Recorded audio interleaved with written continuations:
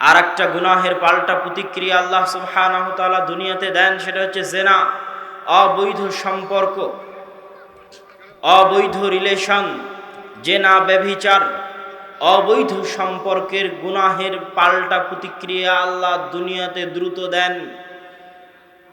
আরও অনেক গুনাহ আছে যেগুলো করলে আল্লাহ দুনিয়াতেই পাল্টা প্রতিক্রিয়া দিবেন, এ কথা বলেননি আল্লাহ রাসূল।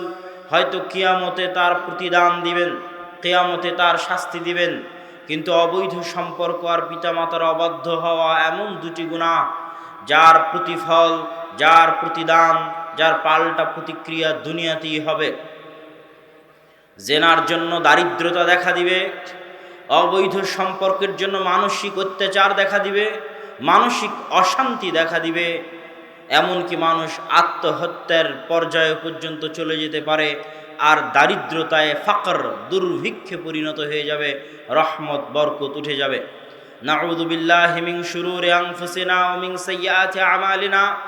আমরা আল্লাহর নিকটে পরিত্রাণ চাই আমাদের আত্মার অনিষ্ট হতে, আমরা আল্লাহর নিকটে পরিত্রাণ চাই আমাদের গুনাহের কাজের অনিষ্ট হতে। ওয়া নাশহাদু আল্লা ইলাহা ইল্লাল্লাহ, আর আমরা সাক্ষ্য দেই আল্লাহ ব্যতীত কোনো সত্যিকার মাবুদ নেই। ওয়া নাশহাদু আন্না মুহাম্মাদান আবদুহু ওয়া রাসূলুহু, আর আমরা সাক্ষ্য দেই মুহাম্মদ সাল্লাল্লাহু আলাইহি ওয়াসাল্লাম তার প্রেরিত বান্দা এবং তার রাসূল। আজকের উক্ত সংক্ষিপ্ত আলোচনায় আমার বক্তব্যের বিষয়বস্তু কর্তৃপক্ষের পক্ষ থেকে দেওয়া হয়েছে সুন্নাত, ইত্তেবায়ে সুন্নাত, রাসূল সাল্লাল্লাহু আলাইহি ওয়াসাল্লামের পদাঙ্ক অনুসরণ করা, আর রাসূল সাল্লাল্লাহু আলাইহি ওয়াসাল্লামের আদেশ মেনে চলা, রাসূল সাল্লাল্লাহু আলাইহি ওয়াসাল্লামের নিষেধ মেনে চলা, রাসূল সাল্লাল্লাহু আলাইহি ওয়াসাল্লামের হাদিস মেনে চলা, রাসূল সাল্লাল্লাহু আলাইহি ওয়াসাল্লামকে উসওয়া, মডেল মনে করে লাকাদ কানা লাকুম ফি রাসূলিল্লাহি উসওয়াতুন হাসানাহ, যে রাসূল সাল্লাল্লাহু আলাইহি ওয়াসাল্লাম তোমাদের জন্য মডেল। মডেল মানে যখন কোনো মা সিরিয়ালে দেখা কোনো নায়িকার জামার মতো জামা কিনতে চায়, তখন সে ওই নায়িকাকে মডেল হিসেবে মেনে নিয়েছে। যখন কোনো যুবক কোনো খেলোয়াড়ের মতো গেঞ্জি কিনতে চায়, তখন সে ওই খেলোয়াড়কে মডেল হিসেবে মেনে নিয়েছে। যখন কোনো যুবক কোনো মুভির নায়কের কাটিংয়ে চুল কাটতে চায়, তখন সে ওই নায়ককে তার জন্য মডেল হিসেবে মেনে নিয়েছে। এই জায়গায় আল্লাহ সুবহানাহু ওয়া তাআলা বলেছেন, লাকাদ কানা লাকুম ফি রাসূলিল্লাহি উসওয়াতুন হাসানাহ, তোমাদের জন্য উত্তম আদর্শ, তোমাদের জন্য উত্তম মডেল হচ্ছে রাসূল সাল্লাল্লাহু আলাইহি ওয়াসাল্লাম। সকাল সন্ধ্যা 24 ঘন্টা পাগলের মতো যার আদর্শ অনুকরণ করতে হবে, যার জীবনাচরণ মেনে চলতে হবে, যার জীবনযাত্রার ধরনে আনুগত্য হয়ে চলতে হবে, তিনি হচ্ছেন মুহাম্মদ সাল্লাল্লাহু আলাইহি ওয়াসাল্লাম। একদিন আব্দুল্লাহ বিন আব্বাস রাদিয়াল্লাহু তাআলা আনহু এবং তৎকালীন খলিফাতুল মুসলিমিন আমিরুল মুমিনিন মুআবিয়া রাদিয়াল্লাহু তাআলা আনহু একসাথে উমরা করছেন, হজ করছেন। আপনারা যারা উমরা হজ করতে গেছেন তারা জানেন যে কাবা ঘরের যেই পাশে হাজরে আসওয়াদ থাকে, কাবা ঘরের যেই পাশে হাজরে আসওয়াদ আছে তার পাশেই আরেকটা রুকুন আছে, ওইটাকে বলা হয় রুকনি ইয়ামানি। ওইদিকে ইয়ামান শহর, ইয়ামান দেশ, ওই জন্য ওটাকে রুকনি ইয়ামানি বলা হয়। আর তার পাশে হাজরে আসওয়াদ। রাসূল সাল্লাল্লাহু আলাইহি ওয়াসাল্লাম যখন কাবা তওয়াফ করতেন তখন তিনি রুকনি ইয়ামানিতে হাত দিতেন এবং হাজরে আসওয়াদে হাত দিয়ে স্পর্শ করতেন, কাবা ঘরে আর কোথাও স্পর্শ করতেন না। আব্দুল্লাহ বিন আব্বাস রাদিয়াল্লাহু তাআলা আনহু বলছেন, আমি মুআবিয়া রাদিয়াল্লাহু তাআলা আনহুকে দেখলাম, রাআইতু মুআবিয়া রাদিয়াল্লাহু তাআলা আনহু আন্নাহু ইয়ামাসসু জামিআ আনহাইল কাবা, যে মুআবিয়া রাদিয়াল্লাহু তাআলা আনহু তওয়াফ করতে গিয়ে কাবা ঘরের প্রত্যেকটা কোণায় গিয়ে হাত লাগাচ্ছেন, কাবা ঘরের প্রত্যেকটা কোণায় গিয়ে হাত দিয়ে স্পর্শ করছেন। তখন আমি মুআবিয়া রাদিয়াল্লাহু তাআলা আনহুকে বললাম যে কেন আপনি কাবা ঘরের 4 কোণাতেই প্রত্যেক কোণাতেই হাত লাগাচ্ছেন, অথচ রাসূল সাল্লাল্লাহু আলাইহি ওয়াসাল্লাম মাত্র 2 কোণায় হাত লাগিয়েছেন। তখন উত্তরে মুআবিয়া রাদিয়াল্লাহু তাআলা আনহু বললেন, হাল মিনাল বাইতি শাইউম মাহজুরা। আব্দুল্লাহ বিন আব্বাস, এই ঘর আল্লাহর ঘর, এই মহাপবিত্র ঘর আল্লাহর ঘর, এই মহাপবিত্র ঘরের এমন কোনো অংশ কি এমন থাকতে পারে যে অংশে হাত দেওয়া যাবে না, যে অংশে স্পর্শ করা যাবে না, এমন কোনো কি অংশ থাকতে পারে? অথচ এই ঘরটা পুরোটাই বরকতময়, অথচ এই ঘরটা পুরোটাই আল্লাহর ঘর, অথচ এই ঘরটা পুরোটাই বাইতুল্লাহ কাবা, এর মতো মহান ঘরের কোনো অংশে হাত দেওয়া যাবে না, এটা কেমন করে হতে পারে? তখন এবার আব্দুল্লাহ বিন আব্বাস রাদিয়াল্লাহু তাআলা আনহু বলছেন, একটাই শুধু কথা উনি বলেছেন, আর কিচ্ছু বলেননি। আর ওই একটা কথা শুধু কোরআনের আয়াত, আর অন্য কিছু নয়। আপনারা কি আমার কথা বুঝতে পারছেন? কথা যদি বুঝতে পারবেন তাহলে অবশ্যই সাড়া দেওয়ার অনুরোধ রইল। তো আব্দুল্লাহ বিন আব্বাস রাদিয়াল্লাহু তাআলা আনহু মুআবিয়া রাদিয়াল্লাহু তাআলা আনহুর যুক্তির উত্তরে শুধুমাত্র একটা কথা বললেন, তবুও সেটা কোরআনের আয়াত, অন্য কিছু নয়। কেন অন্য কথা বললেন না? আব্দুল্লাহ বিন আব্বাস ছোট সাহাবী, মুআবিয়া বড় সাহাবী। আব্দুল্লাহ বিন আব্বাস সাধারণ মানুষ, মুআবিয়া খলিফাতুল মুসলিমিন, আমিরুল মুমিনিন, প্রতাপশালী। মুরব্বী মানুষকে সম্মান করতে হয়, মুরব্বী মানুষকে হিসাব করে কথা বলতে হয়, তাও যদি সিনিয়র সাহাবী হয়, তাও যদি খলিফাতুল মুসলিমিন হয়, আমিরুল মুমিনিন হয়। এই জন্য আব্দুল্লাহ বিন আব্বাস রাদিয়াল্লাহু তাআলা আনহু কিছুই বললেন না, খালি কোরআনের একটা আয়াত পাঠ করলেন যে আমিরুল মুমিনিন, লাকাদ কানা লাকুম ফি রাসূলিল্লাহি উসওয়াতুন হাসানাহ। আপনি আমিরুল মুমিনিন বলছেন যে কাবা ঘরের চারটে কোণা, এত বরকতময়, এত মহান ঘর, চারটে কোণাতেই হাত লাগাতে হবে। আমি আব্দুল্লাহ বিন আব্বাস আল্লাহর রাসূলকে মাত্র 2 কোণায় হাত লাগাতে দেখেছি। আমি কোনো কথা বলবো না, খালি একটা আয়াত পাঠ করে গেলাম, লাকাদ কানা লাকুম ফি রাসূলিল্লাহি উসওয়াতুন হাসানাহ। যে তোমাদের জন্য কার মধ্যে উত্তম আদর্শ আছে? কার মধ্যে উত্তম আদর্শ আছে? লাকাদ কানা লাকুম ফি রাসূলিল্লাহি উসওয়াতুন হাসানাহ। তোমাদের জন্য উত্তম আদর্শ হচ্ছে মুহাম্মদ সাল্লাল্লাহু আলাইহি ওয়াসাল্লাম। তথা মুহাম্মদ সাল্লাল্লাহু আলাইহি ওয়াসাল্লাম যদি শুধু 2 কোণায় হাত লাগিয়ে থাকেন, তো আমরা তার উম্মত হিসেবে শুধু 2 কোণাতেই হাত লাগাবো। এটাই আল্লাহ কোরআনে বলেছে, লাকাদ কানা লাকুম ফি রাসূলিল্লাহি উসওয়াতুন হাসানাহ। ইমাম মালিক রাহিমাহুল্লাহকে একদিন একজন ব্যক্তি জিজ্ঞেস করছে, ইমাম মালিক চিনেন? 4 মাযহাবের এক মাযহাব মালিকি মাযহাব। মালিকি মাযহাবের ইমাম, তার নাম হচ্ছে মালিক ইবনে আনাস। তাকে বলা হয় ইমাম দারুল হিজরা, মদিনার ইমাম। দারুল হিজরা মানে মদিনা, মদিনায় জন্ম, মদিনায় বড়, মদিনাতেই মারা গেছেন। মদিনার বাকিউল গারকাদে দাফন হয়েছে। বিখ্যাত বড় মহান মুহাদ্দিস। হাদিসের গ্রন্থ মুয়াত্তা মালিক নামে একটা হাদিসের গ্রন্থ, সেই হাদিসের গ্রন্থের লেখক ইমাম মালিক রাহিমাহুল্লাহকে একদিন একজন ব্যক্তি জিজ্ঞেস করছে, ইমাম মালিক, উরিদু আন উহরিমা মিন কবরে রাসূলিল্লাহ সাল্লাল্লাহু আলাইহি ওয়াসাল্লাম। আমি ইহরাম বাঁধতে চাই আল্লাহর রাসূলের কবরের নিকট থেকে।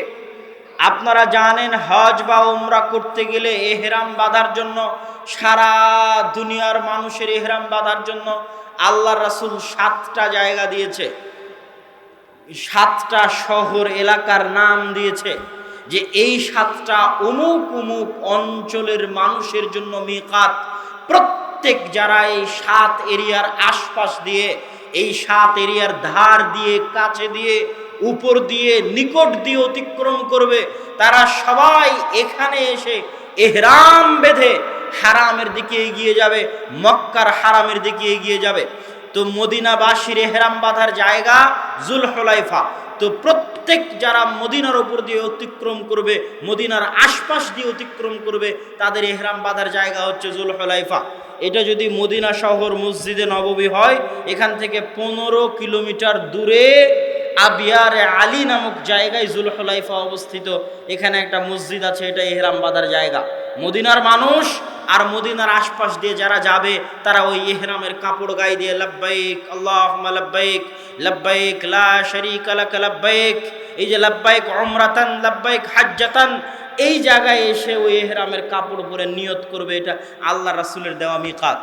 এখন এই ব্যক্তি ইমাম মালিক রাহিমাহুল্লাহকে জিজ্ঞেস করছে, ইমাম মালিক, আমি এটা আল্লাহ রাসূলের মসজিদে নববী, এটা এহরাম বাঁধার জায়গা 15 কিলোমিটার পরে, আমি মসজিদে নববীতে আল্লাহ রাসূলের কবরের পাশে থেকে এহরাম বাঁধতে চাই, দেয়ার ইজ এনি প্রবলেম? কোনো সমস্যা আছে কি? Is there any problem? কোনো সমস্যা আছে কি? হাল ফিহি হারাজ? কোনো সমস্যা হবে কি? কোনো গুনাহ হবে কি? আপনি বলেন। আমি যদি, তখন ইমাম মালিক রাহিমাহুল্লাহ বললেন, আখশা আন তাকা আলাল ফিতনাহ, আমি ইমাম মালিক আশঙ্কা করছি তুমি যদি মসজিদে নববী থেকে ইহরাম বাঁধো তাহলে তুমি ফিতনায় পতিত হয়ে যাবে। তখন ওই ব্যক্তি বলছে, আইয়ু ফিতনাতিন হাযিহি ইল্লা আন আযিদা মিয়ালান, হে ইমাম মালিক, এটা আবার কিসের ফিতনা? আমি যদি জুলহুলাইফা অতিক্রম করে চলে গিয়ে ইহরাম বাঁধতাম তাহলে বুঝতাম জুলহুলাইফা ইহরাম বাঁধিনি, পার হয়ে চলে গেছি, তাহলে বুঝতাম ফিতনা। আমি তো জুলহুলাইফা পার হইনি, যেমন হাজিরা বলবে আমরা তো ইয়ালামলাম পার হইনি, তাহলে ঢাকা ইন্টারন্যাশনাল এয়ারপোর্টে ইহরাম বাঁধলে আর ঢাকা ইন্টারন্যাশনাল এয়ারপোর্টে লাব্বাইক আল্লাহুম্মা লাব্বাইক বললে অসুবিধা কি? আমি যদি ইয়ালামলাম পার হয়ে যেতাম তাহলে না হয় অসুবিধা ছিল। ভারত, পাকিস্তান, বাংলাদেশের মানুষের জন্য ইহরাম বাঁধার জায়গায় ইয়ালামলাম। তো একই প্রশ্ন ওই ব্যক্তি ইমাম মালিককে করেছে যে জুলহুলাইফা পার হয়ে গেলে ফিতনা, এটা বুঝতাম। আমি তো জুলহুলাইফা পার হইনি, জুলহুলাইফার আরো কয়েক মাইল আগে, কয়েক কিলোমিটার আগে। তাও আল্লাহ রাসূলের মসজিদ, মসজিদুন নববী, যেই মসজিদে সালাত আদায় করলে অন্য মসজিদে সালাতের চাইতে বেশি নেকি হয়। তা আবার আল্লাহ রাসূলের কবর, আল্লাহ রাসূলের কবরের পাশে থেকে আল্লাহ রাসূলের মসজিদ থেকে ইহরাম বাঁধবো, এটা আবার কিসের ফিতনা? প্রশ্ন বুঝতে পেরেছেন? প্রশ্ন বুঝা যায়? তখন এবার ইমাম মালিক রাহিমাহুল্লাহ বলছেন, আইয়ু ফিতনাতিন আ'যামু মিন হাযিহি সাবাকতা ইলা ফাজিলাতিন কাসারা আনহা রাসূলুল্লাহ সাল্লাল্লাহু আলাইহি ওয়াসাল্লাম। এই মুসলমানের সন্তানেরা শুনো, এই যুবকেরা শুনো, এই শাবাবেরা শুনো, হে মুসলিম নর নারী শুনো, আইয়ু ফিতনাতিন আ'যামু মিন হাযিহি, আসমানের নিচে জমিনের উপরে এর চেয়ে বড় ফিতনা, এর চেয়ে ভয়ঙ্কর ফিতনা, এর চেয়ে জঘন্য ন্যাক্কারজনক নিকৃষ্ট ফিতনা আর কি হতে পারে? হে প্রত্যেক মুসলিম নর নারী আজকের বৈঠকে উপস্থিত, আজকের বৈঠকে উপস্থিত প্রত্যেক মুসলিম যুবক, আজকের বৈঠকে উপস্থিত প্রত্যেক মুসলিম মা এবং বোন, আজকের বৈঠকে উপস্থিত প্রত্যেক মুসলমান আলেম ওলামা, নারী পুরুষ যুবক সকলকে লক্ষ্য করে বলছি, ইমাম মালিক বলছেন, আইয়ু ফিতনাতিন আ'যামু মিন হাযিহি, এর চেয়ে বড় ফিতনা আসমানের নিচে জমিনের উপরে আর কি হতে পারে? সাবাকতা ইলা ফাজিলাতিন, যে তুমি এমন ফজিলতের পিছনে ছুটতেছো, সাবাকতা ইলা ফাজিলাতিন, তুমি এমন নেকির কাজের পিছনে ছুটতেছো, তুমি এমন কল্যাণের কাজের পিছনে ছুটতেছো, আসমানের নিচে জমিনের উপর সবচেয়ে তাকওয়াবান, সবচেয়ে পরহেজগার, সবচেয়ে আল্লাহ ভীরু, সবচেয়ে আল্লাহর নিকটবর্তী, সবচেয়ে আল্লাহর বেশি ইবাদতকারী, আল্লাহর সবচেয়ে বেশি শুকরিয়া আদায়কারী, আফজালুল আম্বিয়া, সর্বশ্রেষ্ঠ নবী, সর্বশ্রেষ্ঠ রাসূল, একটা নেকির কাজের রাস্তা থাকবে আর তিনি করবেন না, এটা হতে পারে না। একটা ফজিলত পাওয়া যাবে কোনো আমলে আর তার মতো সর্বশ্রেষ্ঠ আল্লাহ ভীরু পরহেজগার তাকওয়াবান আল্লাহর শুকরিয়া আদায়কারী নবী ওই নেকির কাজ করবেন না, এটা হতে পারে না। অতএব আইয়ু ফিতনাতিন আ'যামু মিন হাযিহি, এর চেয়ে বড় ফিতনা আর কিছুই হতে পারে না যে আসমানের নিচে জমিনের উপরে সর্বশ্রেষ্ঠ মানুষ, সবচেয়ে তাকওয়াবান মানুষ, যেই কাজ যেই নেকির পিছনে ছোটেনি, তুমি অজ্ঞ হয়ে, মূর্খ হয়ে, জাহেল হয়ে ওই নেকির পিছনে ছুটতেছো, এর চেয়ে বড় ফিতনা আর কিছু হতে পারে না। এই একটা মাসালা দিয়ে আপনি সব মাসালা সমাধান করে দিবেন। শবে বরাত, শবে বরাতের সমাধান হয়ে যাবে। একসাথে হাত তুলে দোয়া, একসাথে হাত তুলে দোয়ার সমাধান হয়ে যাবে, সব মাসালার সমাধান হয়ে যাবে ইমাম মালিকের এই একটা বাক্য দিয়ে, যে আসমানের নিচে জমিনের উপর এর চেয়ে বড় ফিতনা আর হতে পারে না, যে এমন ফজিলত তুই করবি বেটা যেই ফজিলত পৃথিবীর সবচেয়ে তাকওয়াবান মানুষ করেনি। এটা হয়? এমন নেকির কাজ তুই করবি, তুই কত বড় তাকওয়াবান, কত বড় পরহেজগার, অথচ পৃথিবীর সবচেয়ে পরহেজগার, সবচেয়ে তাকওয়াবান আল্লাহ ভীরু মানুষ এই কাজ করেনি, তুই করবি। এর চেয়ে বড় ফিতনা পৃথিবীতে আর হতে পারে না। কেননা উনি তো নবী, ওনাকে শিখানোর জন্য পাঠানো হয়েছিল, তিনি করেননি, তুমি করবা, তুমি বড় পরহেজগার। আল্লাহ রাসূল তার রিসালাতের দায়িত্ব পালন করেননি, উনি ইবাদতের সুযোগ থাকার পরেও করেনি, নেকি অর্জনের সুযোগ থাকার পরেও করেনি। এটা তো তার জন্য অপমান, এটা তো তার জন্য তাকে হীন করা, তাকে নত করা, তাকে ছোট করা, তাকে অপমান করা।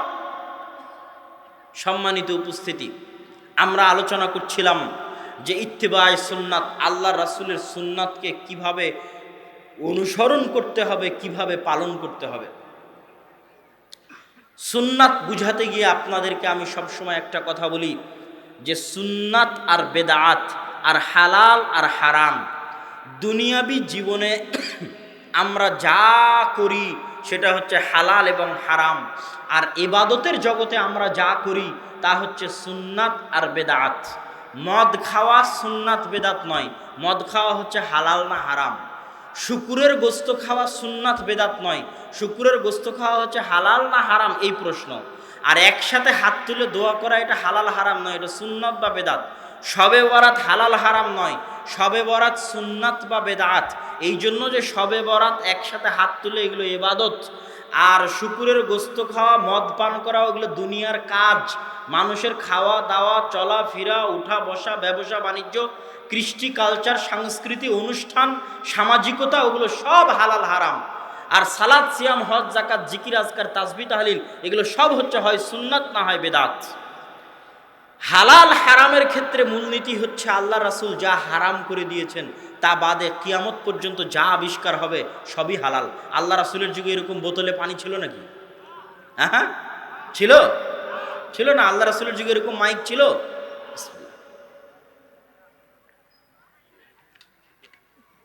তো এখন কেউ যদি বলে আপনি এত বেদাত করেন, তো মাইকে বক্তব্য দেন, এটাও তো বেদাত, বলতে পারে না?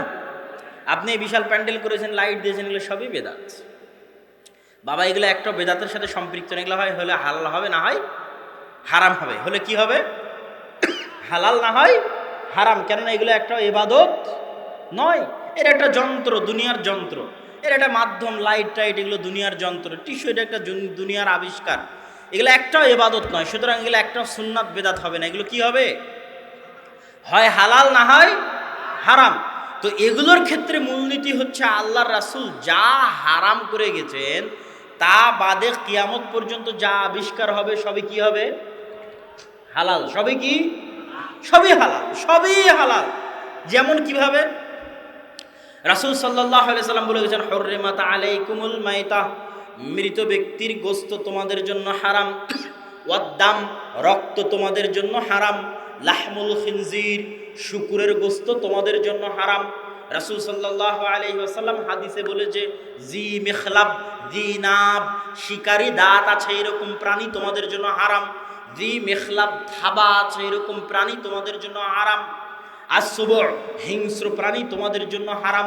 আল জাল্লালাহ, অপবিত্র জিনিস খেয়ে বড় হয় এরকম প্রাণী তোমাদের জন্য হারাম। এগুলো সব রাসূল সাল্লাল্লাহু আলাইহি ওয়াসাল্লাম বলে দিয়েছেন। তো রাসূল সাল্লাল্লাহু আলাইহি ওয়াসাল্লামের এই কথার মধ্যে থেকে এতটুকু আমরা বুঝতে পারি যে উটের গোশত খাওয়া হালাল, কেননা উট এগুলো একটার মধ্যেও পড়ে না। গরুর গোশত খাওয়া হালাল, কেননা গরু এগুলো একটার মধ্যেও পড়ে না। এখন গরু আল্লাহ রাসূলের যুগে ছিল কি ছিল না এটা দেখে লাভ আছে? কথা কি আমার বুঝতে পারছেন না? মনে হয় যে গরু আল্লাহ রাসূলের যুগে ছিল কি ছিল না এটা দেখে লাভ আছে? এটা দেখে লাভ নাই। দেখতে হবে কি, গরু কি মৃত, গরুর রক্ত, গরু কি শুকুর, গরু কি শিকারী দাঁতওয়ালা, গরু কি হিংস্র প্রাণী, গরু কি থাবাওয়ালা, গরু কি অপবিত্র জিনিস খেয়ে বড় হয়? আল্লাহ রাসূল যা যা হারাম করে গেছেন তার বাইরে পড়ছে কিনা, তার মধ্যে না পড়লেই হলো। এখন আল্লাহ রাসূলের যুগে উটের গোশত যেভাবে খেয়েছে আমরা কি ওভাবে খাই? খাই না। এখন উটের কচি, উটের বাচ্চার গোশত দিয়ে সর্বোন্নত মানের বিরিয়ানি তৈরি হয়, যে বিরিয়ানিকে বলে হাসি, সৌদির হোটেলগুলোতে গেলে দেখবেন হাসি অনেক দামি উটের কচি বাচ্চার গোস্ত দিয়ে বিরিয়ানি বানিয়েছে। আল্লাহ রাসূলের যুগে ছিল বিরিয়ানি? বিরিয়ানি ছিল না? ছিল না? ছিল না। তখন আপনি যদি বলেন বিরিয়ানি খাওয়া হারাম, এটা হবে না। যা যা আল্লাহ রাসূল হারাম করে গেছেন তার মধ্যে পড়ছে কিনা, তার মধ্যে না পড়লে তুমি যত রকমের নতুন খাবার বানাবা, যত স্টাইলের রেসিপি বানাবা, সবই হালাল। সবই কি হালাল, হারামের মধ্যে না পড়লেই হলো। আজকে আমরা কত নতুন ব্যবসা করতেছি, একটা ব্যবসা আল্লাহ রাসূলের যুগে ছিল না। এখন সব ব্যবসা কি হারাম হবে? হবে না। খালি দেখো ব্যবসার মধ্যে হারামটা আছে কিনা। আল্লাহ রাসূল যে হারাম জিনিসগুলো বলে গেছেন, এটা এটা এটা এটা হারাম। সুদ হারাম, ধোঁকা দেওয়া হারাম, মালিকানা না নিয়েই পুনরায় বিক্রি করে দেওয়া হারাম, তারপরে হচ্ছে এক ক্রয়ের মধ্যে দুই ক্রয় করে দেওয়া হারাম, তারপরে হচ্ছে এরকম ক্রয় বিক্রয়ের অধ্যায়ে যতগুলো রাসূল সাল্লাল্লাহু আলাইহি ওয়াসাল্লাম নিষিদ্ধ করেছে, ওই জিনিসগুলোর মধ্যে পড়ছে কিনা। ওর মধ্যে যদি না পড়ে তো আজকে যত ব্যবসার রাস্তা আছে, আজ থেকে 50 বছর পরে এর চেয়ে দ্বিগুণ হবে, 3 গুণ হবে, আরও হাজারো ব্যবসার রাস্তা বের হবে। তো ওগুলো সবই হালাল যদি হারামের মধ্যে না পড়ে। কথা মনে বুঝাতে পারিনি। এবার ইবাদতের জগতে, ইবাদতের জগতে যেমন জমি আমার বললে দলিল দেওয়া লাগে। এখন আপনি যদি বলেন জমি যে আপনার নয়, দলিল দেন, এটাকে হাস্যকর নয়? কথাটা মনে হয় বুঝতে পারেন। ভাই এই জমিটা আমার নয়, দলিল দেন, আপনার জমি নয়, দলিল দেন আপনি। এটা কি গ্রহণযোগ্য কথা? হ্যাঁ ভাই এই জমি কি আপনার? না ভাই এই জমিটা আমার না। আপনার না, এটা দলিল দেন, মেয়ে দলিল দিয়ে যাবেন যে আপনার নয়। কোন পাগলে বিশ্বাস করবে এই কথা? কোন পাগলে বলে একসাথে হাত তুলে মোনাজাত করা যাবে না, দলিল দিয়ে যান যে যাবে না? এটা কোনো কথা হলো? যখন আপনি জমি দাবি করবেন যে এই জমি আমার, তখন এবার আপনাকে দলিল দিতে হবে। দলিল দাও বেটা যে এই জমি তোমার। যখন আপনি বলবেন একসাথে হাত তুলে দোয়া করা ইবাদত, তখন তোমাকে দলিল দিতেই হবে যে আমল আল্লাহ রাসূল করেছেন। দিতে বাধ্য, দিতে হবে। যদি না দিতে পারো তাহলে দলিলবিহীন এই আমল বেদাত বলে গণ্য হবে। তাহলে সুন্নাত আর বেদাতের ক্ষেত্রে মূলনীতি হচ্ছে আল্লাহ রাসূল মৃত্যু পর্যন্ত যা যা করেছেন অতটুকুই দিন, অতটুকুই সুন্নাত, অতটুকুই ইবাদত। আল্লাহ রাসূলের মৃত্যু হয়ে যাওয়ার পরে ইবাদতের জগতে চুল পরিমাণ, সরিষা সম পরিমাণ যদি বাড়ানো হয়, তাহলে ওই চুলের নাম বেদাত, ওই সরিষার নাম বেদাত। দলিলবিহীন ওই প্রত্যেকটা চুল পরিমাণ অতিরিক্ত জিনিসের নাম, দলিলবিহীন ওই প্রত্যেকটা সুই সম পরিমাণ অতিরিক্ত জিনিসের নাম বেদাত।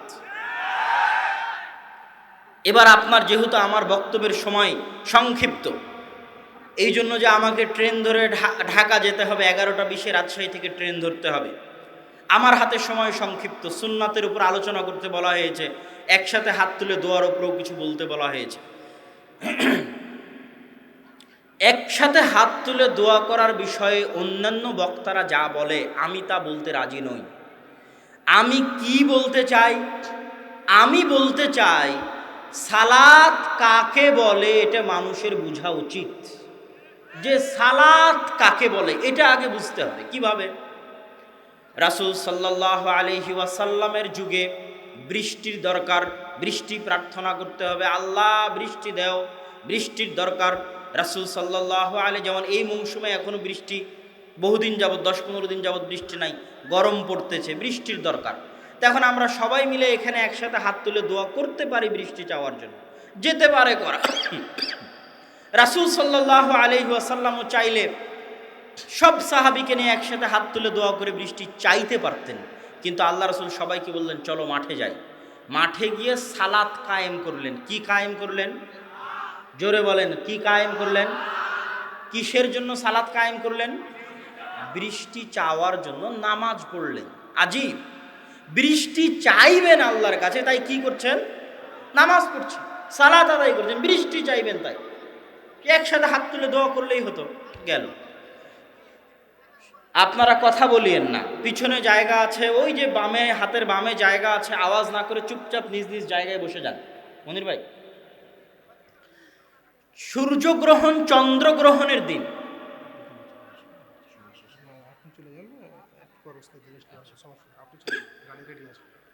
সূর্যগ্রহণ চন্দ্রগ্রহণ লেগেছে, বিপদ, এই বিপদ থেকে বাঁচতে হবে। সাহাবী বলছেন আমার হাতে তীর ধনুক ছিল, আমি তীর ধনুক ফেলে দিয়ে দৌড় দিলাম এটা দেখতে যে এই রকম বিপদে আল্লাহ রাসূল কি করেন। চন্দ্রগ্রহণের সূর্যগ্রহণের মতো এই ভয়ঙ্কর বিপদে আল্লাহর রাসূল কি করেন তাই দেখতে তীর ধনুক ফেলে দিয়ে দৌড় দিলাম। দৌড় দিয়ে দেখি ও মা, আল্লাহ রাসূল মসজিদে নববীতে নামাজ শুরু করে দিয়েছে। আল্লাহু আকবার, নামাজ শুরু করে দিয়েছে বিপদ থেকে বাঁচতে। কে? মুহাম্মদ সাল্লাল্লাহু আলাইহি ওয়াসাল্লাম। সূর্যগ্রহণের বিপদ থেকে আল্লাহর কাছে বাঁচবে, তাই কি আদায় করছে? নামাজ আদায় করছে। জাকারিয়া আলাইহিস সালাতু ওয়াস সালাম, কুল্লামা দাখালা আলাইহা জাকারিয়াল মিহরাব ওয়াজাদা ইনদাহা রিজকা। যখনই জাকারিয়া আলাইহিস সালাতু ওয়াস সালাম মারিয়াম আলাইহিস সালাতু ওয়াস সালামের মেহরাবে প্রবেশ করেন, দেখেন অসময়ের ফল, অসময়ের খাদ্যদ্রব্য। ক্বালা ইয়া মারিয়াম আন্না লাকি হাযা। তিনি বললেন, মারিয়াম, অসময়ের খাবার কোথায় থেকে আসে? ক্বালাত হিয়া মিন ইনদিল্লাহ। অসময়ের এই খাবার আল্লাহর পক্ষ থেকে আসে। ইন্নাল্লাহা ইয়ারযুকু মান ইয়াশা বিগাইরি হিসাব। আল্লাহ সুবহানাহু ওয়া তাআলা যাকে চান বেহিসাব রিজিক দান করেন। হুনালিকা দাআ জাকারিয়া রাব্বাহ। এই দৃশ্য দেখে জাকারিয়া আলাইহিস সালাতু ওয়াস সালামের অন্তর একটু ঈর্ষান্বিত হয়ে উঠল, একটু কষ্ট পেয়ে উঠল। ইস, এইরকম একজন পরহেজগার মেয়ে যার জন্য আল্লাহ খাবার পাঠাচ্ছে অসময়ে, আমার যদি এরকম একটা সৎ সন্তান থাকতো, চক্ষু জুড়ানো, চক্ষু শীতলকারী, এরকম যদি একটা সৎ সন্তান থাকতো, ইস। তো এইরকম একটা সৎ সন্তানের দাবিতে উনি এখন আল্লাহর কাছে দোয়া করবেন, কিন্তু উনি বৃদ্ধ। ওয়াশতাআলার রাসু শাইবা, চুল পেকে সাদা হয়ে গেছে, দাড়ি পেকে সাদা হয়ে গেছে। ওয়ামরাআতি আকিরা, স্ত্রী বন্ধা, বাঞ্ঝা, স্ত্রীর সন্তান হয় না, পেটে ধারণ করে না সন্তান। বাঞ্ঝা স্ত্রী, স্বামীতে বৃদ্ধ, চুল পেকে গেছে, দাড়ি পেকে গেছে। মারিয়ামকে দেখে সন্তানের খায়েশ জেগেছে অন্তরে। ৮০-৯০ বছর বৃদ্ধ একজন নবীর অন্তরে সন্তানের খায়েশ জেগেছে। নবী বৃদ্ধ, স্ত্রী বাঞ্ঝা, মন চাচ্ছে সন্তান নিতে, চাইবে আল্লাহর কাছে, দাঁড়িয়ে গেলেন সালাতে। আল্লাহু আকবার। এমনি হাত তুলে দোয়া করতে পারতেন, তা না করে কোথায় দাঁড়িয়ে গেলেন? সালাতে দাঁড়িয়ে, সালাতে দাঁড়িয়ে আল্লাহর কাছে চাচ্ছে।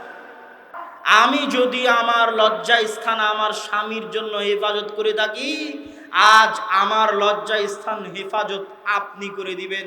এই দোয়া সারা করবে, ভিক্ষা চাইবে, কাঁদবে আল্লাহর কাছে। এই জন্য সারা সালাতে দাঁড়িয়ে গেলেন। আল্লাহু আকবার। তো সারা বুঝলো সালাত কি জিনিস, জাকারিয়া বুঝলো সালাত কি জিনিস, মুহাম্মদ বুঝলো সালাত কি জিনিস আলাইহিমুস সালাতু ওয়াস সালাম। মুহাম্মদ সাল্লাল্লাহু আলাইহি ওয়াসাল্লামের সাহাবী মারা গেছে, সাহাবীর জন্য দোয়া করতে হবে। ওই সাহাবীর প্রতি কি আল্লাহ রাসূলের ভালোবাসা নাই? ভালোবাসা আছে না নাই? আল্লাহর রাসূল ওই সাহাবীর জন্য দোয়া করবেন। সব সাহাবীকে নিয়ে কবরের পাশে একসাথে হাত তুলে দোয়া করলেই হতো। উনি সালাত কায়েম করলেন দোয়া করার জন্য, নাম হচ্ছে জানাজার সালাত। কিসের সালাত? জানাজার সালাত। সাহাবীর জন্য দোয়া করবেন, মৃত ব্যক্তির জন্য দোয়া করবেন। তো মুহাম্মদ সাল্লাল্লাহু আলাইহি ওয়াসাল্লাম বুঝলো সালাতের ক্ষমতা কতখানি, সালাতের পাওয়ার কতখানি। বৃষ্টি চাও, সালাত আদায় করো। সূর্যগ্রহণ থেকে বাঁচতে চাও, সালাত আদায় করো। মৃত ব্যক্তিকে কবরের আযাব থেকে বাঁচাতে চাও, সালাত আদায় করো। জাকারিয়া বুঝলো সালাতের শক্তি কতখানি, সন্তান দরকার, সালাত আদায় করো। সারা বুঝলো সালাতের ক্ষমতা কতখানি, বিপদ থেকে উদ্ধারের দরকার, সালাত আদায় করো। আর আমাদের মুরব্বী 5 ওয়াক্ত সালাতের মতো পাওয়ারফুল, ক্ষমতাশালী, বিশাল দোয়া, সবচেয়ে শক্তিশালী দোয়া, সবচেয়ে পাওয়ারফুল দোয়া আল্লাহর নিকটে যাওয়ার সবচেয়ে শক্তিশালী সবচেয়ে পাওয়ারফুল মাধ্যম। এই সালাত শেষ হওয়ার পরে মুরব্বিতে বলছে হুজুরে দোয়া করালো না, এর চেয়ে বড় অপমান সালাতের দুনিয়াতে আর কিছু হতে পারে না। এর চেয়ে বড় অপমান সালাতের, যে সালাতের অপমান, যে সালাত শেষ হয়ে গেল। পৃথিবীর সবচেয়ে বড় দোয়া, সবচেয়ে দামি দোয়া, মুহাম্মাদে বুঝলো এই দোয়া। বৃষ্টির দরকার, সালাত আদায় করো। সূর্যগ্রহণ থেকে বাঁচতে চাও, সালাত আদায় করো। মৃত ব্যক্তির জন্য দোয়া করতে চাও, সালাত আদায় করো। জাকারিয়া বুঝলো সালাতের পাওয়ার, সন্তানের দরকার, সালাত আদায় করো। সারা বুঝলো সালাতের পাওয়ার, বিপদ থেকে বাঁচার দরকার, সালাত আদায় করো। সালাতের মতো এত শক্তিশালী, এত পাওয়ারফুল ইবাদত, এত সর্বশ্রেষ্ঠ দোয়া, সর্বোত্তম দোয়া শেষ হওয়ার পরে হুজুরে বলছে যে দোয়া করালো না, মুরব্বিতে বলছে দোয়া করালো না। এর চেয়ে বড় অপমান আসমানের নিচে জমিনের উপরে সালাতের আর হতে পারে না। ওই মুরব্বিকে, ওই হুজুরকে আরো 100 বছর পড়তে হবে সালাত কাকে বলে এটা বোঝার জন্য। তো আমি একসাথে হাত তুলে দোয়া করার উপর অন্যরা যেভাবে বলে সেভাবে বুঝাতে চাইনি। আমি আপনাকে বুঝাতে চাইছি, আপনি ভিতর থেকে ফিল করেন হোয়াট ইজ সালাত। সালাত কি? এর চেয়ে পাওয়ারফুল ইবাদত আসমানের নিচে জমিনের উপরে নাই। এর চেয়ে শক্তিশালী দোয়া আসমানের নিচে জমিনের উপরে নাই। আপনি যে কোনো বিপদে পড়েন না কেন, সব বিপদ থেকে আপনাকে উদ্ধার করতে পারে যদি সালাতের মাধ্যমে আল্লাহকে ডাকেন। আর সালাতের মাধ্যমে আল্লাহকে ডাকলে যত দ্রুত পাওয়া যায়, যত কাছে পাওয়া যায়, পৃথিবীর আর কোনো মাধ্যম নেই আল্লাহকে ডাকার এর চেয়ে শক্তিশালী, এর চেয়ে পাওয়ারফুল। যেই দিন আপনি সালাত বুঝে যাবেন, সেই দিন আপনি বুঝবেন আল্লাহু আকবার বলে দোয়া শুরু হয়েছিল আর আসসালামু আলাইকুম বলে দোয়া শেষ হয়েছে।